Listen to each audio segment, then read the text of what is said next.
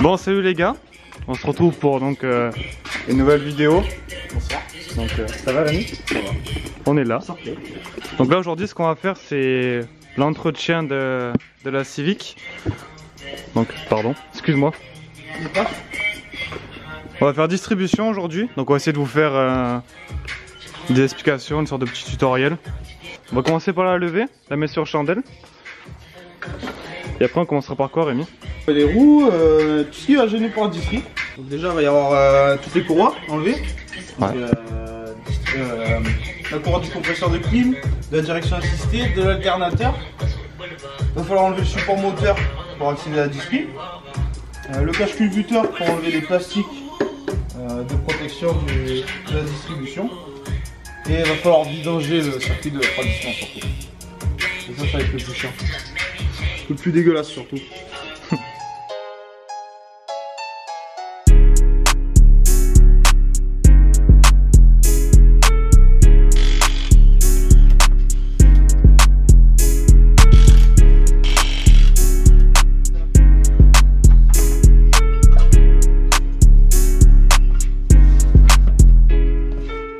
Bon, une fois qu'on a levé la caisse, on va mettre sur chandelle. Et là on va s'occuper de la purge, donc pour le radiateur. Alors, je sais pas si t'arriveras à filmer. Tiens, il y a un petit robinet de purge. Ouais. La dévissée, bon, bien sûr, là, ça va faire motard froid. Hein. Genre là, nous, elle s'est arrêtée il y a un moment, donc elle est un peu tiède. Donc, faut faire gaffe de pas se brûler. Hop, tu laisses couler là. Et en haut, hop, t'enlèves le bouchon pour que ça fasse un appel d'air. Hop là. Et on attend. Et tu laisses purger.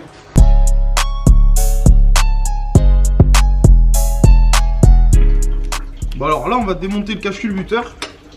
Donc il n'y a rien de sorcier. On enlève les puits de bougie, les fils. Alors faut les garder ensemble. Ils ont une longueur bien précise mais il faut les mettre dans le bon ordre, hein, sinon tu vas avoir du mal à démarrer. Hop.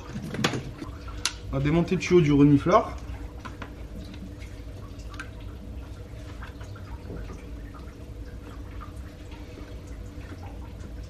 Hop là, voilà. Alors après douille de 10 avec cliquet. Va y avoir ces 4 vis là à sortir. Donc bien faire gaffe à la masse, hein, de pas la niquer. Ça et de ce côté là ce sera tout bon. Okay.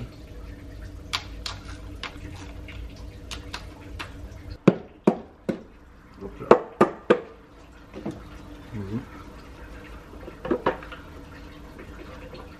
Hop. Donc là on fait gaffe de ne pas faire tomber de merde dedans. Donc évidemment pour cette étape, il vaut mieux le faire dans un garage ou à l'abri pour pas que vous ayez des merdes ou des poussières qui rentrent. Là pour enlever la partie supérieure du cache distri. Donc je pense que tu vois déjà, elle a déjà eu une distri ta caisse. Hein. Ouais. Celui-là c'est tout bouffé. Le mec il a dû un peu forcer pour le rentrer.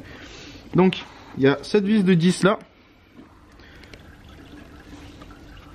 Et il va y avoir celle-là ici.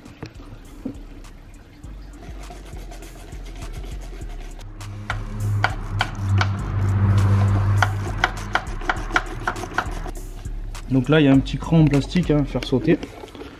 Juste celui-là, rien de sorcier. Alors pour enlever la pompe, il y a deux petites vis de 12, donc celle-là et celle-là. Donc ça va débloquer le corps de la pompe. Et après nous pour accéder à la distri, il faudra qu'on enlève le support de la pompe. Donc là, support en acier. Donc juste on va le débloquer. L'autre en dessous ça va être ghetto. Avec le corps de... avec la pompe... avec le compresseur du clim. Ça va être sport. On va faire autrement. Hop. Là le top c'est deux clés plates. Ah. Deux clés plates. Donc la bonne hein, sur la vis forcément. Et la deuxième. Qui va juste nous servir à forcer. Hop. Et nickel. Et impeccable. Ça sort de suite. Elle est un peu chiante à accéder. C'est le luxe d'avoir une DA. Hein.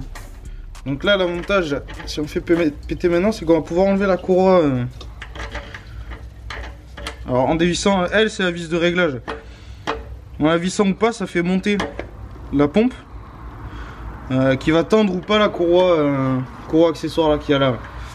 Donc là on dévisse au max. Donc après ça nous donne accès à la courroie qui est là et hop on peut l'enlever. Voilà. Donc ça c'est la courroie d'accessoires. Hein. Ça c'est la courroie d'accessoires. Donc là la courroie d'accessoires pour la direction assistée. Là en deuxième on a la clim. Et la première là qui est un peu craquelée d'ailleurs. Pas terrible ça, rien, c'est pas pro. Qui est un peu craquelée là, ça c'est celle de l'alternateur. Donc là on enlève la courroie accessoire, si elle veut bien sortir.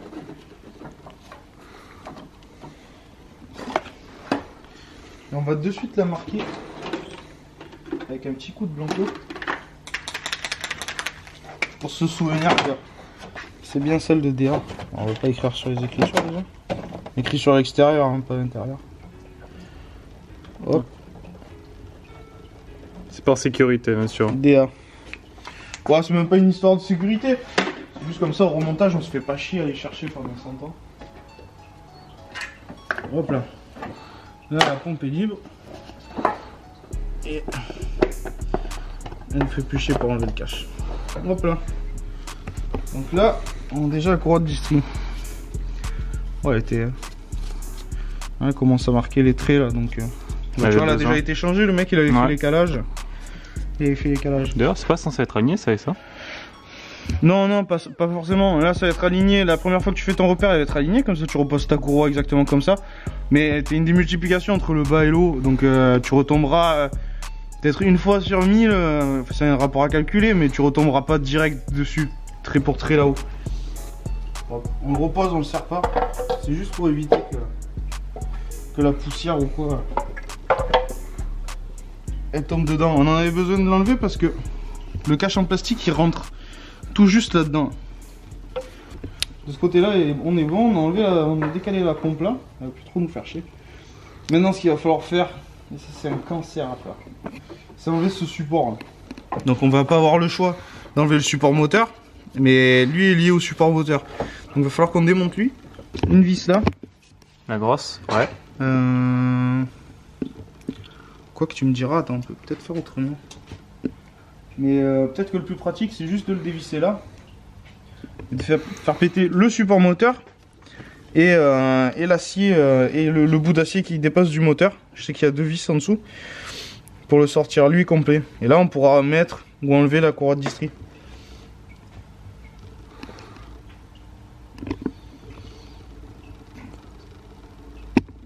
C'est le moment réflexion. C'est clair. Ça on se fait chier, ça on se fait pas chier. En tous les cas on va chercher. Bah on va réfléchir un peu, on va démonter le reste. On va démonter le reste avant. Pareil, on fait pareil pour, pour l'alternateur.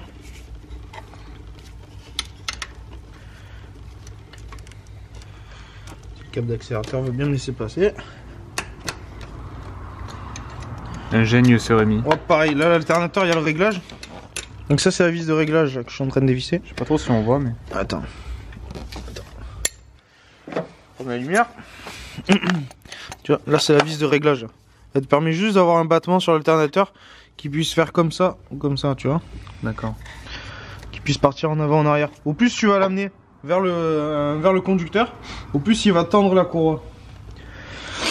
Donc le but après c'est de l'amener en position, serré là. Donc du coup il est bridé là, il bougera pas. Et après tu as une deuxième vis en dessous. Là j'ai fini de dévisser la vis, enfin je l'ai un peu détendu. Et il a reculé. Donc par contre s'il a reculé, ça veut dire que la vis d'en bas est pas trop serrée. Ça c'est la vis en dessous de l'alternateur. Celle-là. Ouais. Donc celle-là, celle qui bride l'alternateur. Hop, ouais tu vois elle était pas super serrée. Ouais, c'est vrai. Donc elle, il n'y a pas besoin de la dévisser à fond. De toute façon l'alternateur on le sort pas. On le sort pas. On va juste suffisamment le détendre, hop, pour le tirer là et faire sauter la courroie. Donc la courroie on peut pas l'enlever encore, parce qu'on n'a pas enlevé celle de clim qui la gêne pour sortir. Donc là pour enlever la courroie de clim, va falloir qu'on fasse péter ce support moteur là, pour pouvoir la retirer. Je sais pas si vous voyez là au fond, hop, voilà, ce que pointe mon doigt. Ça c'est la poulie folle pour le compresseur de clim. Donc elle aussi, elle va être... normalement, c'est elle qui fait le serrage. Donc qui fait la tension de la courroie. Donc une fois qu'on aura viré elle, on pourra enlever la courroie. Parce qu'il me semble que ça passe tout juste avec la courroie de direction assistée qui est au fond. On a ce support moteur là. Il y a juste une vis, hop, qui est là. Une vis de 19 qui le tient là. Elle a été serrée là. Donc pareil, il y a une rondelle avec un pas carré dessus pour pas qu'elle se visse. Donc là, il y a juste à enlever et c'est elle qui tient le support moteur là, qui est raccordé au compresseur de clim. Donc là, pareil, c'est deux vis de 12. Donc il y en a une là et une là.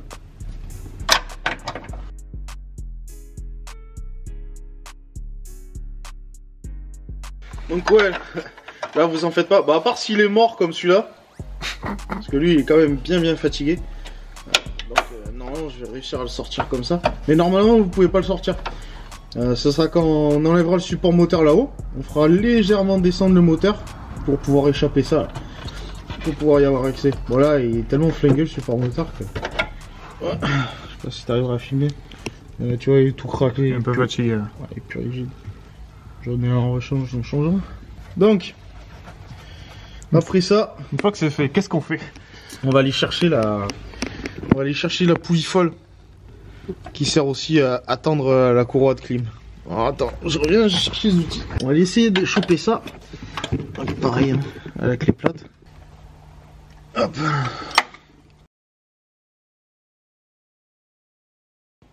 C'est un peu desserré. Normalement, on est censé pouvoir le faire venir. Là, faut juste desserrer. Ah non. Attends, c'est bon, je me souviens. Ça fait un moment j'en ai pas fait une avec la clim. Vous voyez, pour la clim, c'est la petite vis. Là, juste là. Celle au bout de mon doigt. Ah merde, du coup il fait le focus sur mon doigt, ce con. Donc ça c'est la vis qu'il faut... Cette petite vis là. C'est celle qui sert au réglage de la tension pour la courroie du compresseur de clim. Donc faut qu'on dévisse celle-là. Par contre, faut absolument dévisser la poulie avant. Parce que sinon, elle sert juste de réglage et après tu la fixes en serrant la poulie. C'est du 10, hein. C'est une vis de 10. Ah bah, ouais, forcément j'ai desserré la courroie. J'ai desserré la poulie. Donc ça peut être tout loose. Donc voilà, on desserre bien. Là il faut la sortir ou juste desserrer? Hein? Il faut la sortir la vis ou juste desserrer? Non, il y a juste... Là, attends, je vérifie d'en haut. Mais on va aller... Voilà, ça. Viens. On a desserré celle-là de vis. Donc c'est celle qui tient la poulie, vous voyez, elle a du jeu maintenant. On est allé dévisser celle du réglage en haut. Donc ce qu'il a détendu, elle sort impeccable. Et là, quand on a enlevé le support moteur, on peut l'échapper par là. Impeccable. Et on peut récupérer celle de l'alternateur. Donc pareil, elle est un peu gênée par la poulie. On peut bouger. Hop. On a les deux. Maintenant on va les marquer pour pas les perdre.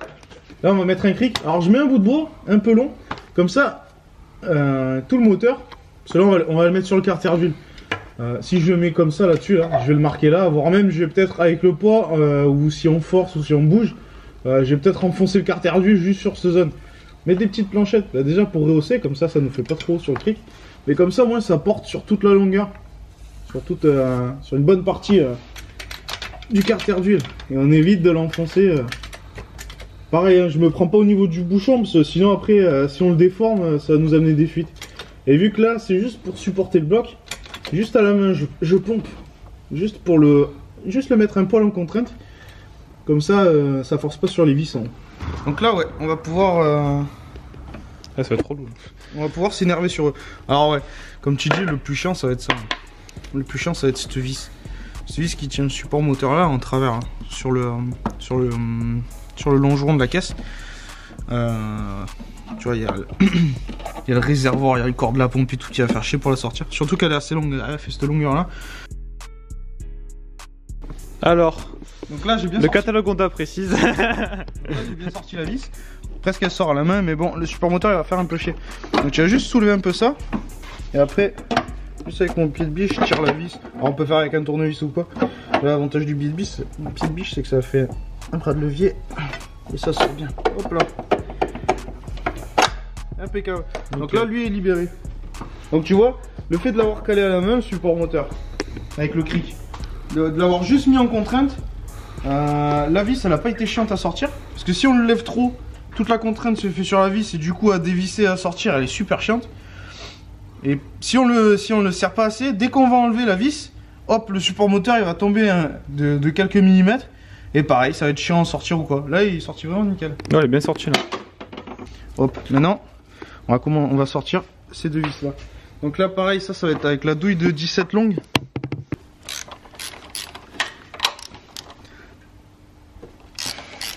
Alors nous on a de la chance, le mec qui a fait la distri avant, c'était pas trop un bourrin.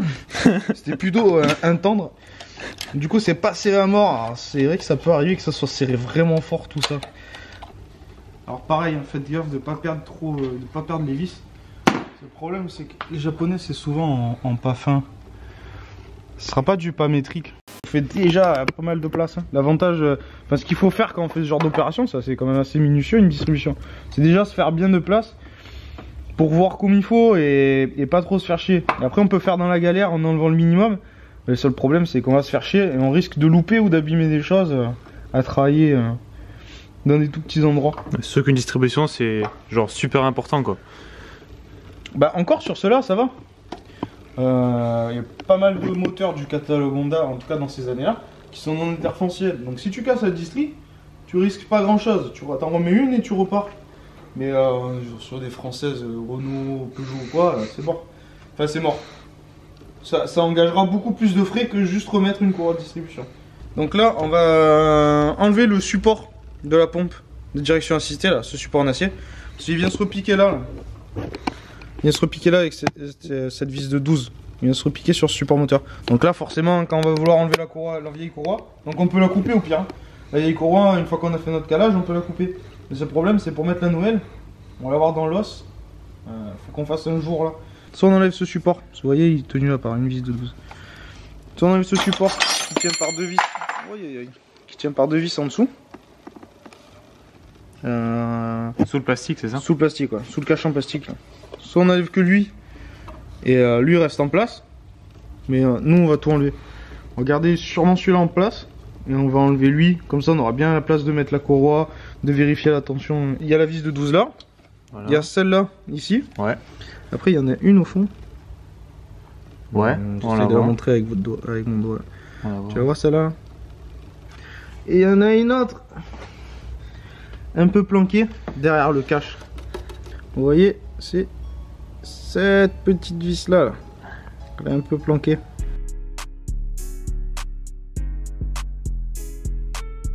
Donc on a poussé la... J'ai juste déclipsé de son logement là, la du rito de pression de direction assistée. Là on va juste enlever cette vis de 12 celle-là. Cette vis pour enlever la poulie folle. Comme ça elle nous fera pas chier pour enlever les plastiques. Et on pourra accéder aux vis. Donc en gros le but là c'est d'enlever les plastiques qui sont sur le côté. C'est ça, pour avoir accès à la distri. Donc pareil, hein, ça sert à rien de forcer pour rien. On met la clé plâtre. On en met une deuxième. Et on se fait un bras de levier. J'ai enlevé ce qui tenait la poulie folle pour la courroie de clim. Donc celle-là, hop. Tout fait tomber. Donc comme ça. Donc ça c'est la poulie folle. Est-ce qu'on pose comme ça? Il y a la vis qui est sur la patte en acier là. Donc c'est composé comme ça. Parce que c'est important, il faut les remettre dans le...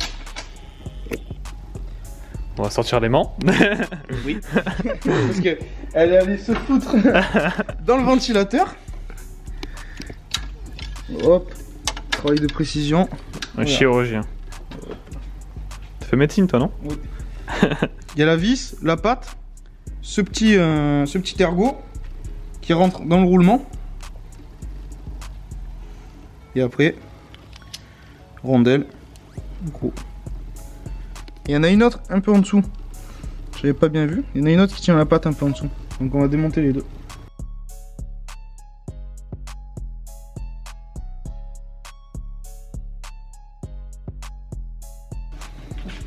On va remettre. Donc là, serré au moteur, il y a ces deux vis.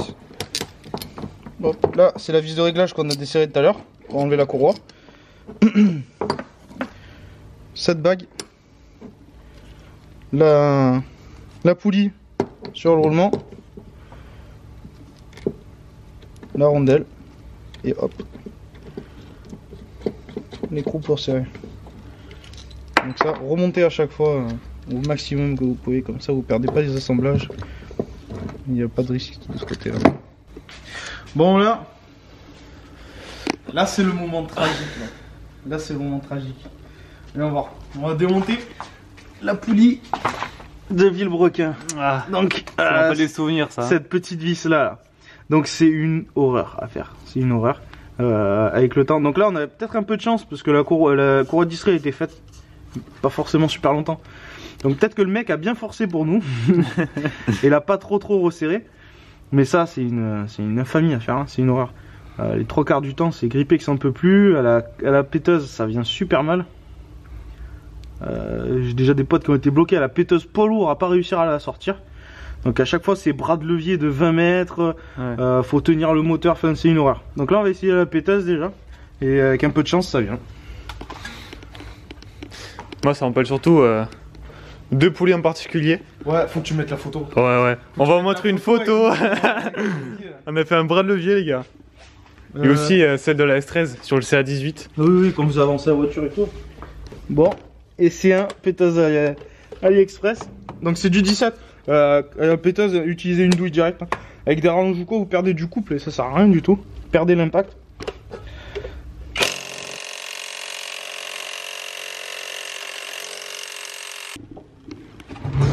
Nouveau test.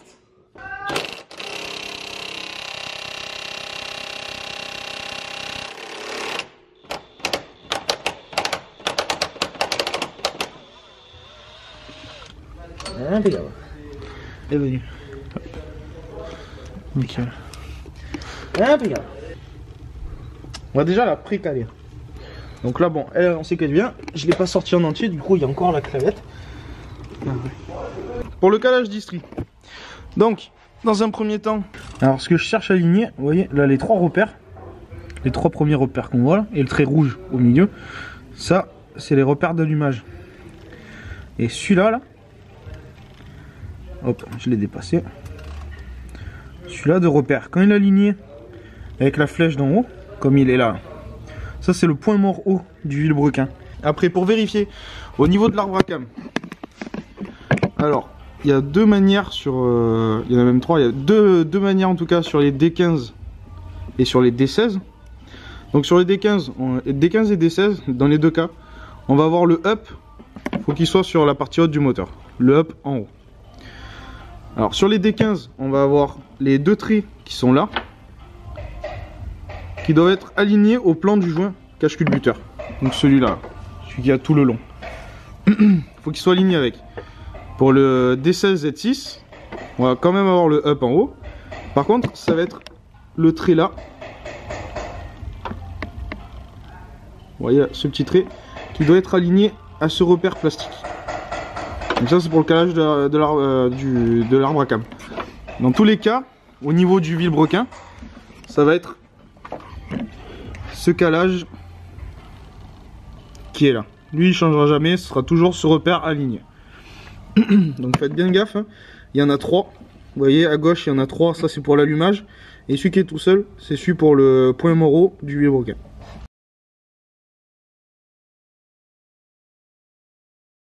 Là on va enlever la poulie de Villebrequin. Donc, hop, la péteuse on a déjà desserré. Hop là. Donc on fait bien gaffe. On fait bien gaffe. Je sais pas si vous voyez, hop le focus, vous voyez la clavette là, il faut surtout pas la perdre. Alors la poulie, normalement elle a un peu de jeu, elle sort à peu près toute seule. Il faut bien faire gaffe à cette petite clavette là. Bon là vous voyez, elle tient à la fois la poulie de Villebrequin et à la fois la poulie crantée pour la courroie de distribution. Donc là on va enlever le cache plastique.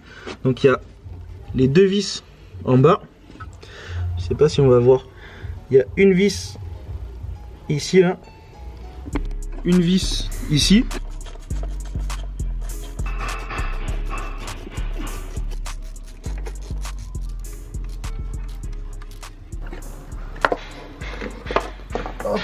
C'est neuf. J'ai enlevé le cache en plastique.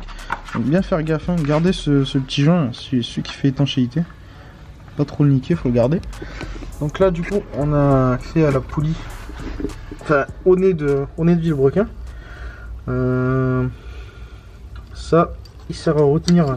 Il est plaqué par la poulie de vilebrequin, il sert à retenir la courroie de distri dans son logement.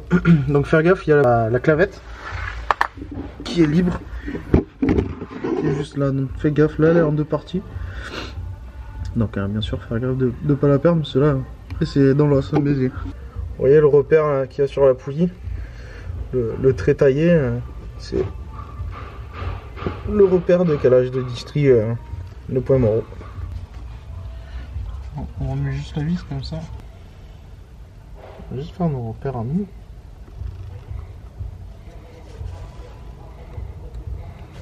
Hop. Et on taille un peu. On va en faire un là aussi. Impeccable. Comme ça, on est bon. Donc on les a fait sur le vilebrequin. Maintenant on va les faire sur la bracane. Hop. Donc pareil, on va récupérer les mêmes traits.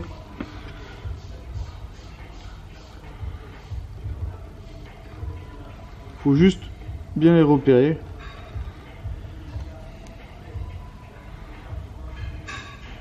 Bon, celui-là il servira pas trop. Pour le fun. Ouais, on sait à peu près que c'est dedans et là. Ces deux-là déjà vont bien nous indexer. Bon, à la limite on peut en faire un là. Comme ça on est vraiment indexé nickel. Donc, les 3 points de repère. Celui-là j'ai un peu effacé. Comme ça on connaît nos 3 points de repère. Et là on peut l'enlever. Là maintenant on peut enlever la distri. Donc c'est parti. Pour l'enlever, il y a 2 méthodes. Donc soit on la coupe, hein, comme des gros cons. Mais c'est con, si nous on veut s'en resservir, on veut récupérer les points de marquage pour les reporter sur notre nouvelle distri. Sinon il suffit d'évisser le tender qui tient par cette vis de 14. Et après la distri sera assez lâche et on pourra la retirer. Donc là maintenant, si on fait un tout petit appui sur le tender, hop. Hop, allez.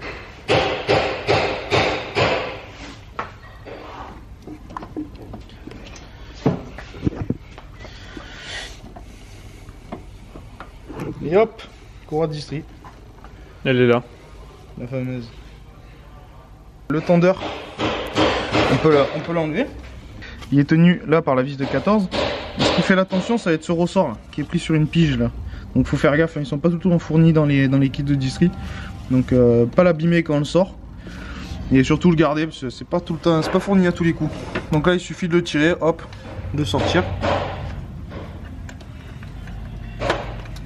Et hop, il n'y a plus de tension sur le galet.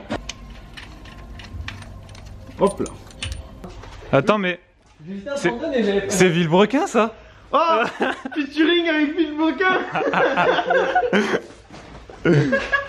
Oh là là. Alors on va reprendre le passage W8. Action. Une perturbe les deux. Il y a vilebrequin quand même. Hein. Mais oui, c'est ça. En guest, cette vidéo. je vais mettre Fit vilebrequin dans le titre. Pour la pompe à eau, il y a 4 vis. Hop. Ces 4 là en vis de 10. Et alors, faut pas se faire niquer. Elle tient aussi par la patte de l'alternateur.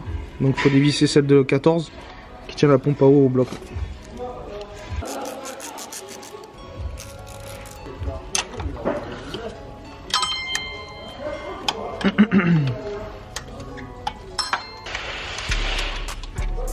Hop. Donc là maintenant, on peut pousser l'alternateur et sa patte.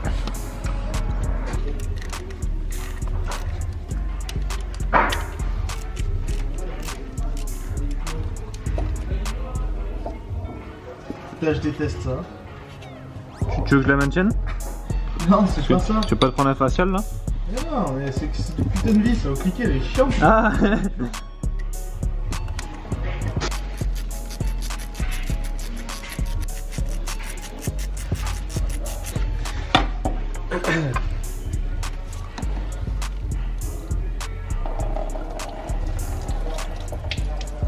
Presque bon. Hein. Ah, c'est pas mal, ça va. Hop, la pompe à eau. Ça elle est en bon état. On prend le joint. Et on applique un tout petit peu. Pour refaire. Pour être sûr que ça soit étanche. Le joint ça suffit pas. Hein? Le joint ça suffit pas. Si, mais bon, ça pompe à eau, ça ferait chier qu'elle se mette à fuir dans 5000 km ou quoi. Mais un petit peu.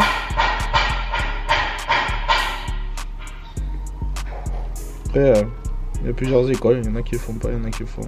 Puis au moins, il est collé le joint, il se barre pas quand tu le payes pas. On remet la pompe à eau. Donc pareil, il y a des détrompeurs, hein, tu peux pas te tromper.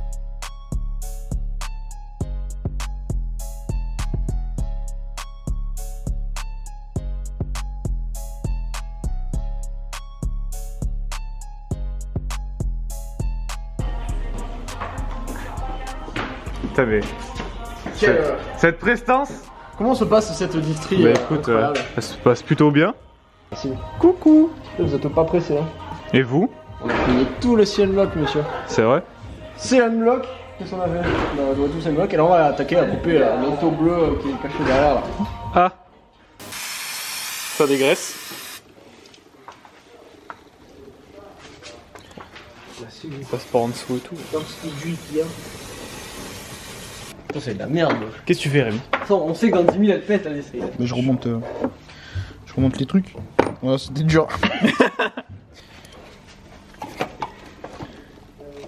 Oh putain, c'est complexe. Voilà. Donc après, il faut choper.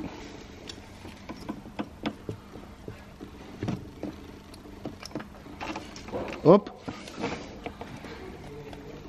Donc c'est bon, on voit bien le galet. Et le ressort. Le ressort. Qu'est-ce que tu fais, Rémi?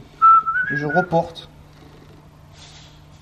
les traits qu'on a fait sur la nouvelle.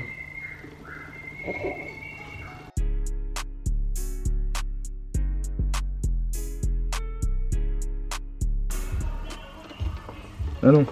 Ouais. Ah c'est mieux là. Quand même, il y a du mieux. Je pense que oui. Donc on remet au repère qu'on avait fait tout à l'heure. Donc là on est toujours aligné en haut hein, avec la flèche et le repère moteur. Donc, un petit bout de carton.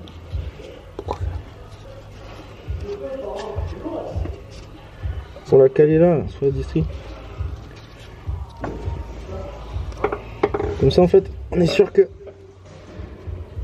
la courroie elle saute pas en bas. Là vous voyez, on a nos dents, on retombe sur les repères qu'on avait tracés tout à l'heure au blanco.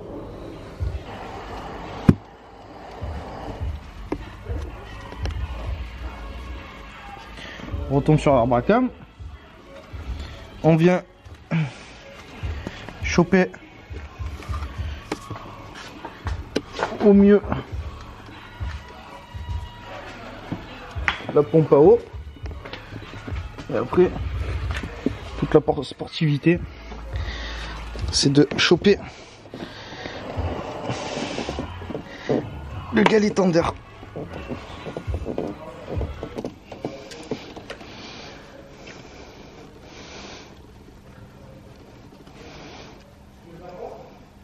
Donc, toujours calé là, toujours sur nos repères en bas. En haut, on est toujours bon. Maintenant qu'on a fait ça, on approche le serrage du galet pour du tendeur de courroie. Alors limite vous le serrez à fond. Donc là on a desserré le galet tendeur. Donc la RT a dit de desserrer, enfin de tourner dans le sens anti-horaire le moteur de 3 dents sur Abracam. Donc hop, juste pour mettre en tension la courroie. Hop. Là maintenant, je vais d'abord la serrer à la main. Et à la clé de 14, on serre le tendeur.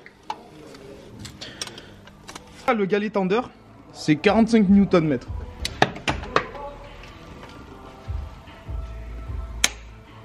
Hop.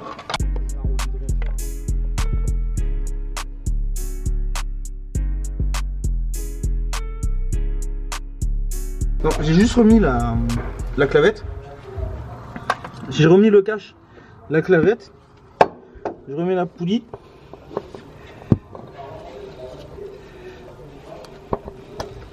Hop. Avec la vis. Alors là, c'est un montage à blanc, c'est juste pour vérifier le calage. Donc du coup, je vais pas la serrer au couple, je vais pas mettre de bleu non plus.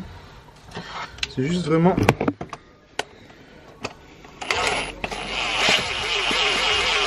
Pareil, à la péteuse, hein, je serre pas fort. Je suis en 1, je claque une ou deux fois. À la main, je fais tourner quelques tours le moteur, aïe, dans le sens horaire. Le but, c'est de le démarrer à la main. À la manivelle.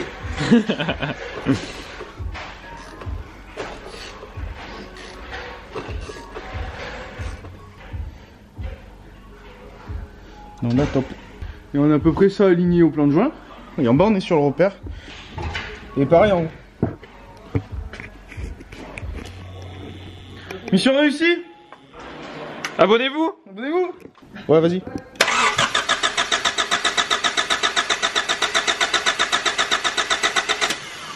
Ça me va. Bon, ensuite pour monter, c'est la même chose. Donc on va juste vous faire un time-lapse. Et après on ira rouler pour voir si tout va bien.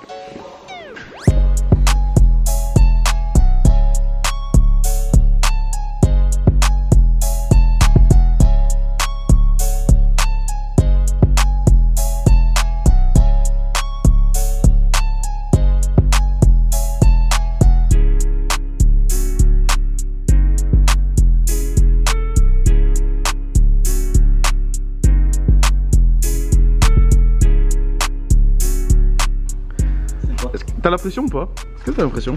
Un petit peu quand même. Un petit peu? Oh là là, l'intérieur. On a quart de tour. On fait un quart de tour.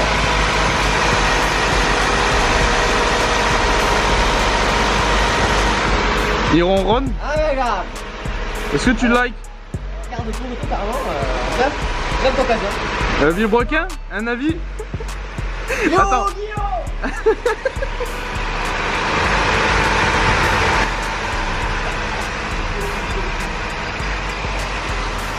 S'il te plaît, tu peux me faire juste la cover comme ça? Non. De l'intégral, s'il te plaît.